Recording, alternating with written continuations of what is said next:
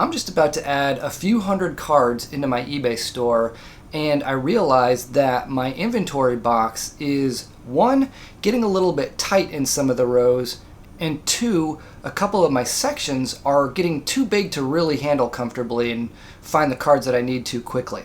And so I figured it'd be a great time for me to show you how I've got my eBay store organized, and I'm hoping that some of you out there can take the way that I do things and grow your own eBay store. So here's an overview of the system that I use to organize my eBay store.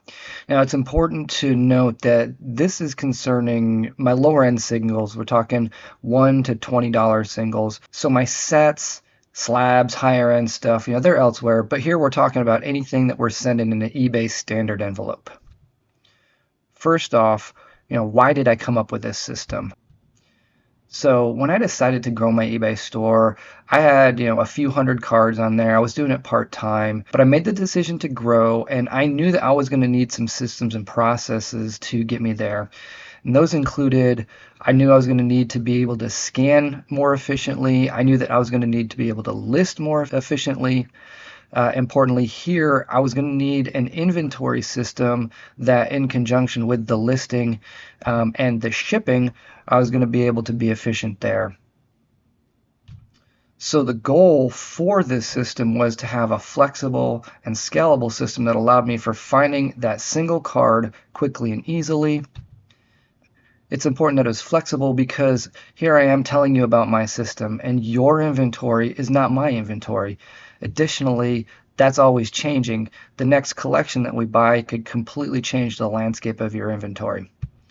Scalable, again, I was at about 500 cards when I started this, but I wanted something that worked as well for 1,000 cards as it did for 50,000 or even more. And again, most importantly, we want to find that card very quickly.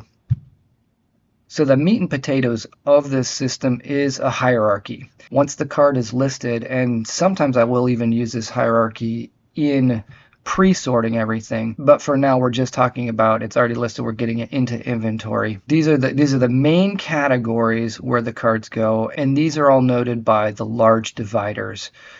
So first off, it goes without mentioning, but separate the card by sport. Sometimes we take that for granted, but separate it by sport. Next, out come the autographs section. Anything autographed, just an autograph, RPAs, whatever, as long as it's got an autographed. After that is patches. One quick note on patch cards. I don't ever recommend sending them or other thick stock cards via eBay standard or PWE envelopes. Those cards are going through mail sorters, and it is highly likely that they are going to crease and you will be refunding your customers. I will have a more in-depth video specifically on the eBay standard envelope, but in the meantime, I highly recommend sending all relic cards via a bubble mailer. After patches comes serial numbered. Anything serial numbered goes there. Then it's refractors and parallels. Now this right here might actually be an option for you to take this your own, and if you have a lot of refractors and a lot of parallels, you can split those into your own two main categories. Me personally, my inventory just doesn't warrant it at this point, so I have all refractors and parallels kind of grouped together. And by parallels, we're talking about foil variations, surface variations, stuff like that. After the refractors and parallels, then we pull inserts. After inserts, I pull base rookies. After base rookies is base stars, and then lastly is vintage.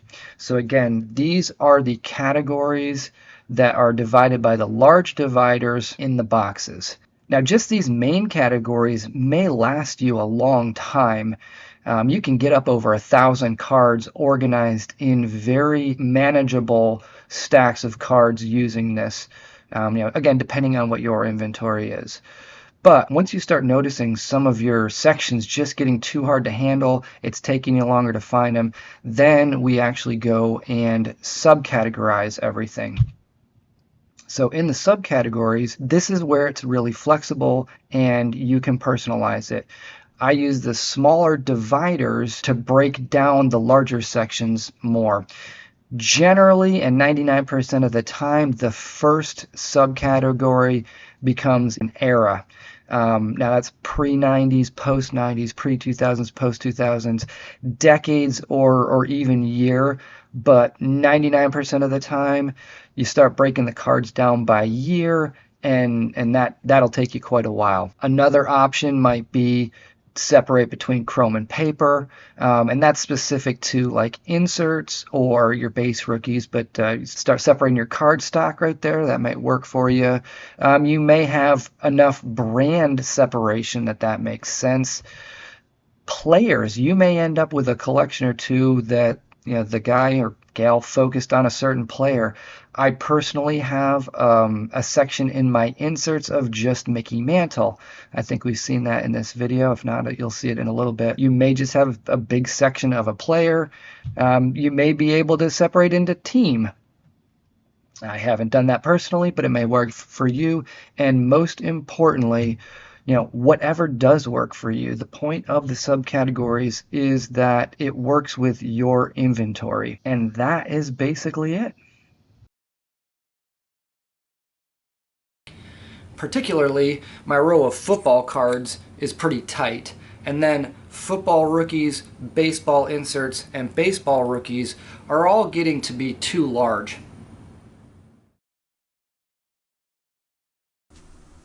So here I am with one of my store inventory boxes. I actually just organized my football rookies section, and now you can kind of see what an end result is. But right here with the actually little taller and thicker tab is football rookies. And then just the way that this lot ended up going was I ended up with groups of a pre-2000, 2000 to 2020, 2020 and earlier, and then Chrome and Prism type product. These are again, these are all just base rookies, okay? Because the hierarchy of the sort starts up here. It goes autos, patches, serial numbers, refractors and parallels, inserts, rookies, and vintage. The football rookies section of the base rookies was very large, and I had a whole bunch more to put into it, and it was just getting too large to kind of go through efficiently. So unfortunately, my camera's battery decided to die midstream, so I got some practice doing that. The next lot that we've got coming up is actually going to be this one, which is football refractors and parallels. And I've already got, that's pushing kind of the largest handful that I like to have. You know, these things kind of get slippery. But refractors and parallels are right there. And I've got this stack to put into it, as well as probably this stack right here. Now this stack right here, as I'm getting fingerprints all over them, I need to get these sleeved. But these are thick stock cards that actually don't run very well through my Fujitsu FI7160. So I actually took pictures the old-fashioned way. Now the good news is that Card Dealer Pro, which I use to bulk list, took those pictures just fine. Actually did a pretty good job of it. And you're talking, you know, there's a thick gold refractor, but I've got some like Bowman gold, some Topps Platinum rookie refractors that are really thick. But these right here are all pretty much parallels. So I've got to turn these three piles now into something manageable. Now I'm not sure what I'm going to do, but I think I'm going to start with going, you know, kind of like I normally do, pre-2000 and post-2000, and we'll just kind of go from there and see what makes sense to break these down.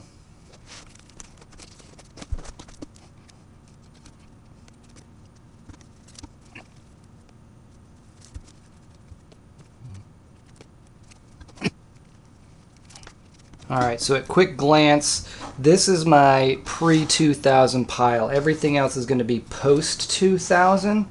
So I'm actually thinking what I'm going to end up doing is having a pre-2000 pile for now, and I'm going to pull out any parallels but non-refractors. So something like this. This is a blue foil parallel.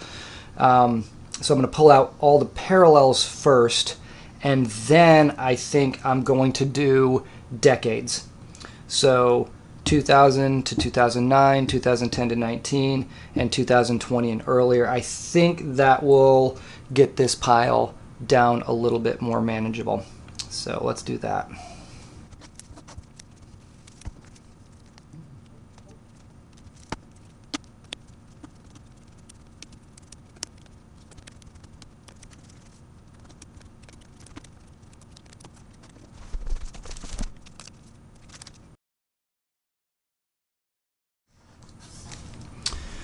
And that right there actually turned out pretty good. So we took that one big pile, and now we've got pre-2000 stuff. We've got parallels. Then we've got the refractors that are 2000 to 2009, 2010 to 2019, and then 2020 and earlier. And that is not a bad distribution right there. So again, what we end up doing is this right here is just some foam core. This is what I had lying around. Now, if you guys, get fancy, actually have a, nice tabs or whatever, good for you. I just use what I've got. So the foam core ends up being my main divider, and then I've got this kind of really thick mat board that I'll use as a subdivider.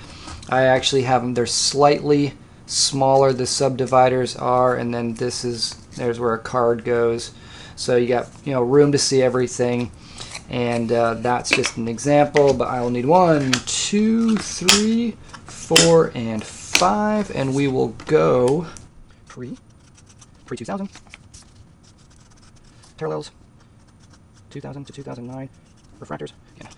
Not only nicer tabs, but maybe even a label maker might be in order. 2019 refractors. But there that is, and then I will get these placed in the box.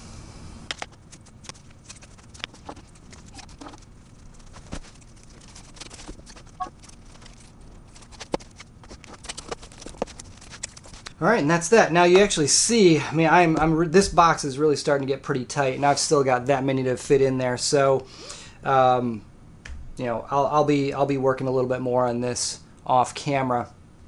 But I just tried to, at least show you how this system is expandable and customizable for you, for whatever, you end up picking up.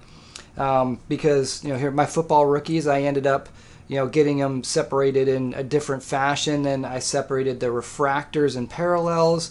My baseball inserts, I probably will start with pre-2000 and post-2000, but I also know for a fact that I've got about 150 Mickey Mantles in here. So I may have just a Mickey Mantle section. But as long as, when you get that order through eBay or whatever, you know what that card is, and you can go right to this section and, preferably grab a stack of 100 cards or less and find it pretty quickly and efficiently. So there you go.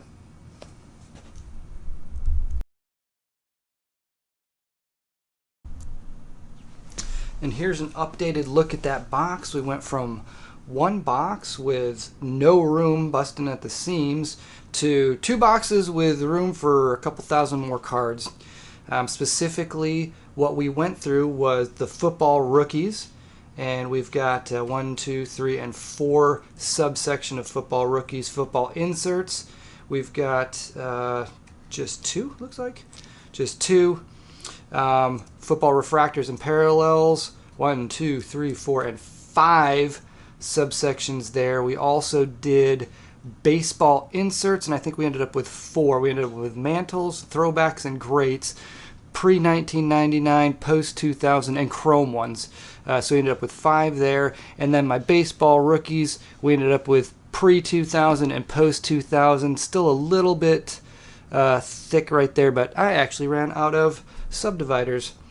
So again, there it is, expandable and ready to put more cards in there.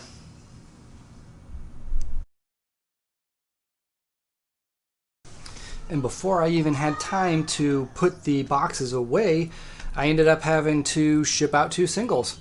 The first is a 1994 Ultra Ricky Henderson insert, which should end up being in that section right there, and the other is a base Donruss TJ Watt rookie card, should end up being in there. But here we go. We'll look for it real quick and make sure that we can find these cards. And we're looking for that card right there, so that one is right there. And then the TJ Watt, oh, those are Chromios. Oh, so this one's gonna be a little bit, sorry, it's gonna be in this one. And look for a TJ Watt. That one right there. So those 2 cards pulled pretty darn quickly, and I will get these packaged up and shipped out for the buyers.